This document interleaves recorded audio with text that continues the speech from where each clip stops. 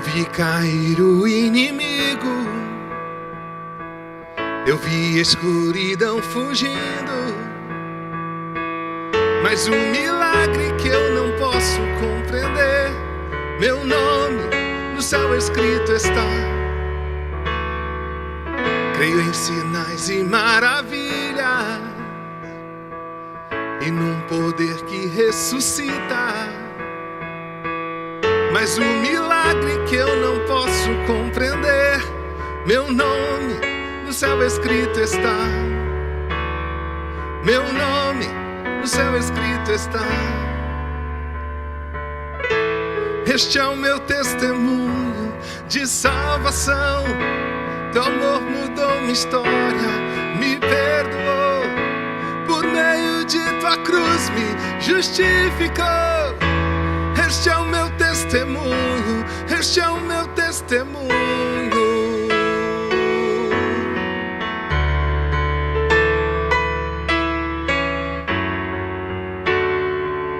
Aqui estamos reunidos,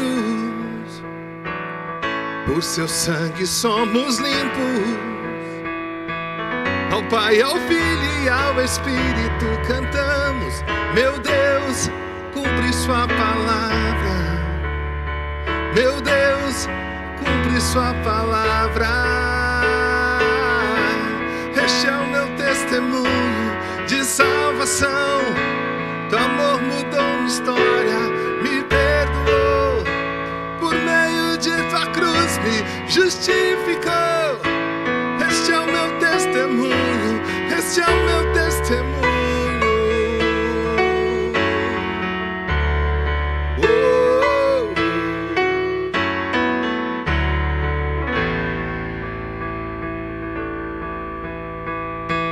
Se vivo estou, não é o final.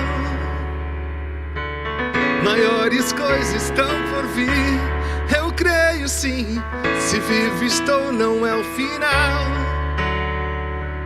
Maiores coisas estão por vir, eu creio sim.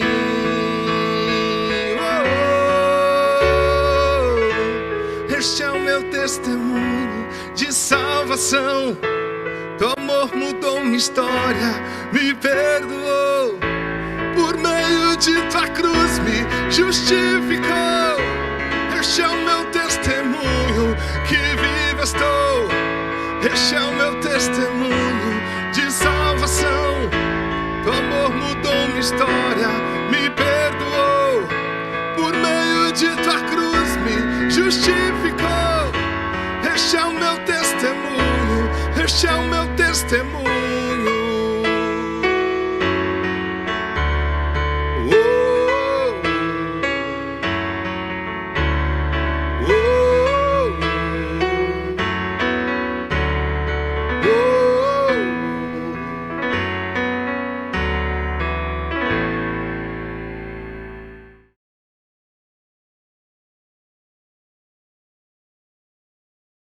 Olá, tudo bem com você? Seja bem-vindo a mais um Ser Casa. É uma alegria hoje compartilhar do Evangelho de Jesus e de tudo que Ele está fazendo no nosso meio. Nós terminamos uma série de mensagens nesse domingo que se passou, chamado Somos Todos Jonas. E então, chegamos agora, nesse domingo que se passou, no 4º capítulo, e eu já quero encorajar vocês agora a lerem em grupo Jonas, capítulo 4.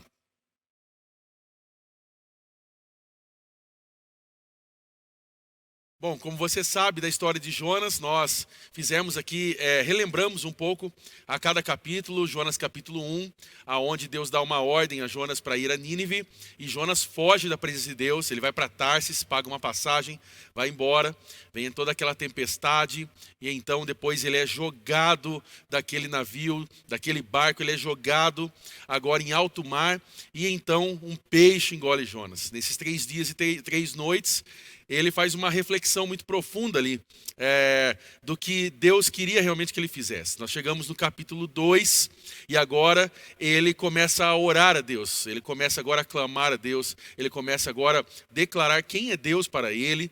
E então, ao final do capítulo 2, nós temos agora Deus dando ordem àquele peixe, esse peixe devolve Jonas ali em terra. E agora chegamos no capítulo 3. Fazendo um resumo bem breve, Jonas agora recebe novamente a ordem de Deus para ir a Nínive e pregar que aquela maldade dos ninivitas tinha chegado até a presença de Deus. E então agora Deus dá uma ordem direta: vá até Nínive e então eu falarei, eu darei a ordem do que você deve fazer lá. E ele anuncia que em 40 dias Nínive seria destruída. O que acontece é que aquele povo agora se arrepende.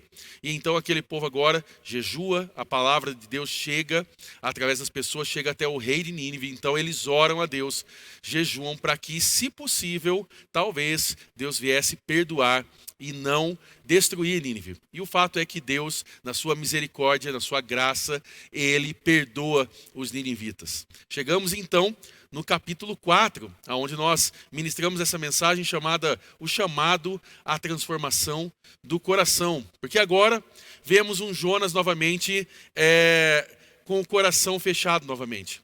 Então parece que aquele arrependimento do capítulo 2 parece que não era tão profundo, porque agora no capítulo 4 ele está revoltado de novo. Revoltado porque Deus é misericordioso, compassivo, cheio de amor, e que agora ele se arrepende de destruir a Nínive. Então nós vemos agora Jonas frustrado com tudo isso. E o fato é que o que nós vimos em todos os capítulos é que nós estamos vendo como nós lidamos com a nossa natureza humana e como nós lidamos com a misericórdia de Deus sobre as nossas vidas. Nós fomos confrontados, através dessas emoções contraditórias de Jonas, a realmente perceber a graça de Deus e perceber que o coração de Jonas é muito parecido com o meu coração e com o seu.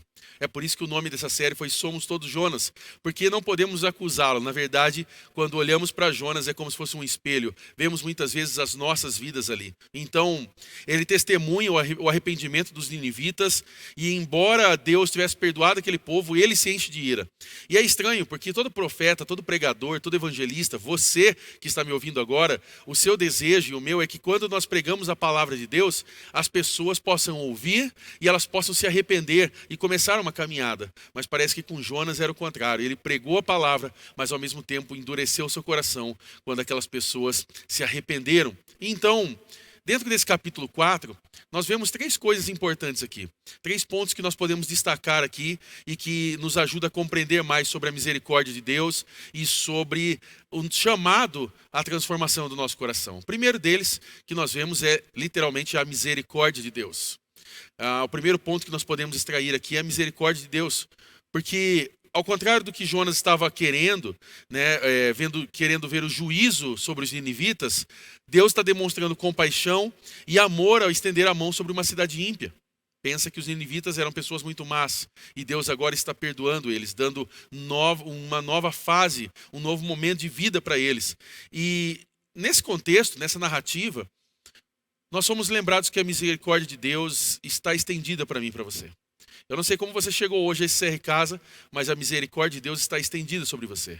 Deus, ele está disposto a transformar qualquer coração arrependido, independente da sua história e dos seus pecados passados. Talvez hoje você é alguém que está carregando um fardo muito pesado por causa do seu passado. E Deus hoje, ele quer estender misericórdia sobre a sua vida, graça sobre a sua vida e um novo começo sobre a sua vida. Então a primeira coisa que nós vemos aqui é a misericórdia de Deus. Uma segunda coisa que nós vemos é a luta interna de Jonas.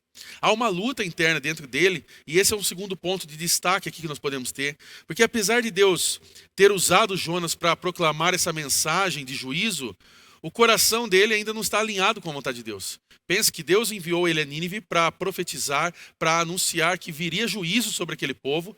Esse povo se arrepende e ele não está feliz de ter feito tudo isso. É como se ele estivesse contente por ser usado por Deus, mas não contente por ver Deus tocar a vida daquelas pessoas. E aqui, a ira dele, o egoísmo presente no coração dele, mostra uma incapacidade de celebrar o arrependimento alheio. E vamos ser sinceros, isso acontece no meu coração e no seu. Muitas vezes nós temos a ideia de querer que Deus pese a mão sobre a vida de alguém. Muitas vezes nós já ficamos irados, nós já ficamos com raiva, nós, por muitas vezes, quisemos fazer ou queremos fazer justiça com as próprias mãos. E o fato é que essa luta interna de Jonas revela um pouco da luta interna que muitas vezes nós temos. E nesse ponto nós somos convidados aqui a refletir sobre essas lutas internas. Reconhecer muitas vezes que temos tendências egoístas, que muitas vezes temos preconceitos e que nós precisamos buscar essa transformação em Cristo Jesus. Eu quero aqui propor uma pergunta para você, porque aqui nós falamos de preconceito, aqui nós falamos de arrependimento, aqui nós estamos falando sobre egoísmo, aqui nós falamos sobre perdão. E eu quero colocar uma pergunta aqui. Você tem vivido uma luta interna dentro do seu coração? Quando eu digo isso, eu digo em relação a perdão, a falta do perdão, ao arrependimento, a também o preconceito, ao egoísmo, talvez. Você tem lutado em alguma área dessas dentro do seu coração? Eu convido você agora a responder isso em grupo.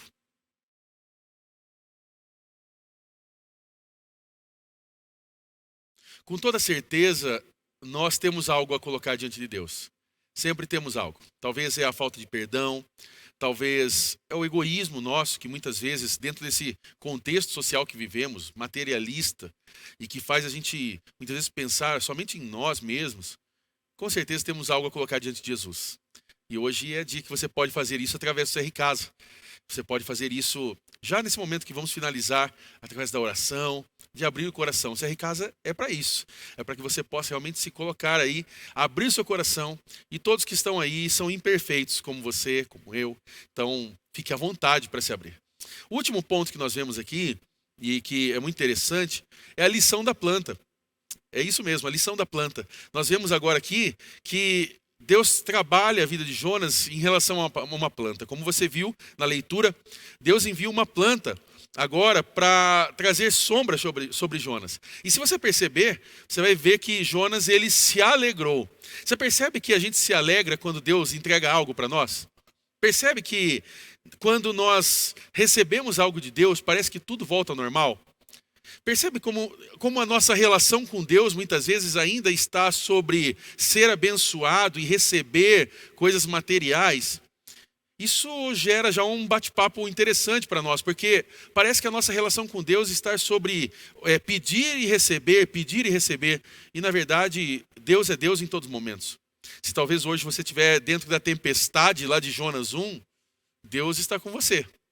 Talvez hoje você está se sentindo dentro de um peixe, Deus está com você. Se talvez hoje você está pregando e as pessoas ainda não estão ouvindo, Deus está com você.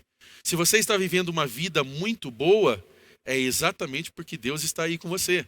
Então, não é sobre o que recebemos de Deus. E nós vemos Jonas expressando isso. É por isso que o nosso coração é muito parecido com o de Jonas. Ele recebe agora uma planta que vem uma sombra sobre ele. E veja como a gente gosta de sombra e água fresca, né? E agora traz conforto no meio desse descontentamento que ele está vivendo. E então, um pouco depois, Deus traz a morte da planta. Só que agora Jonas ele está se sentindo agora com raiva.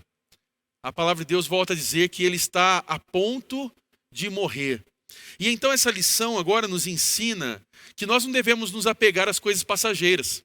Nos ensina que nós devemos estar convictos da soberania de Deus sobre as nossas vidas e que Ele cuida de nós em todo o tempo. E aqui nós tiramos algumas aplicações. A primeira delas é que nós precisamos cultivar essa misericórdia nos nossos corações. Lembrando agora que assim como Deus perdoou pessoas, aqueles que se arrependeram, nós também devemos perdoar as pessoas que nos ofendem. Talvez hoje é dia de você perdoar pessoas. Não importa o tempo. Mateus, mas faz tanto tempo. Talvez hoje é o dia de você pôr um ponto final nisso e começar a viver uma nova fase de vida. Deus quer levar você a um novo nível. E Ele está com você agora mesmo. Talvez hoje é dia de você confrontar a sua luta interna. Dia de você fazer uma autoavaliação honesta. E agora permitir que Deus revele áreas do seu coração onde há egoísmo, onde há preconceito, onde há alguma insegurança presente no seu coração. E por último, e aqui eu quero pôr uma pergunta final, Que você seja grato por aquilo que Deus está te dando. Mateus, mas eu queria tanta coisa e eu tenho ainda só isso. Mas o que você tem já é motivo de gratidão. Mateus, mas eu tenho um alvo de chegar lá na frente. Deus pode levar você até lá. Mas continue confiando, crendo e agradecendo a esse Deus soberano, que cuida de você e sabe o que é melhor para você. Eu quero pôr uma pergunta aqui para nós finalizarmos esse momento. O que há hoje sobre a sua vida que você pode agradecer a Deus? O que hoje você pode colocar agora diante do CRCasa, diante das pessoas? Algo que você tenha assim, um motivo de gratidão. Eu convido você agora a falar, responder agora em grupo. E ao término disso, vocês terem um tempo de oração, de agradecimento. E também de abrir o coração, se necessário for perdoar. Que hoje seja o dia de você contactar pessoas e pedir perdão. Que hoje seja o dia de você buscar um novo momento de vida. Uma nova fase de vida, mas agora uma vida alinhada com a vontade de Deus. Que Deus abençoe você. Eu passo a palavra agora para os nossos líderes e que vocês possam ter um tempo especial. Lembrando, domingo agora, nós temos às 10 horas da manhã, às 7 horas da noite, nas nossas celebrações aqui. E eu espero por você e pela sua família. Convide mais pessoas, vamos encher essa casa aqui, vamos ficar com a casa cheia, mas cheia também da presença de Deus para transformar a minha vida e a sua vida.